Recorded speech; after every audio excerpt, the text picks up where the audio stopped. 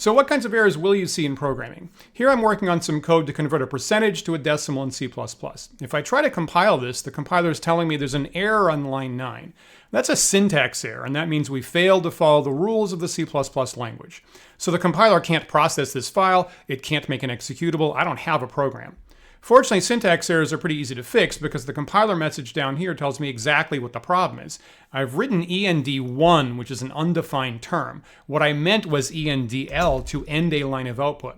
Once I fix that on line 9, I can try to compile again, and now the compiler works. There's no errors, there's no warnings, and it did build an executable file that I can run. So let's try that.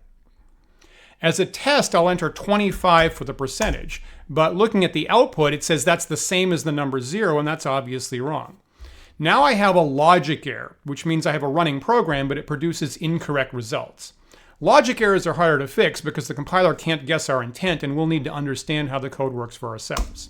In this case, I can remember that integer variables don't hold decimal fractions, so this division here on line 9 just discards or truncates the remainder. If I want the program to handle decimals, then I can turn this variable from an integer into a floating point data type, and now I'll compile, and now when I test and enter 25 for the percentage, it says that's the same as the decimal 0.25, and that's correct. So I fixed the syntax errors, I fixed the logic errors, and now I have a correctly working C++ program.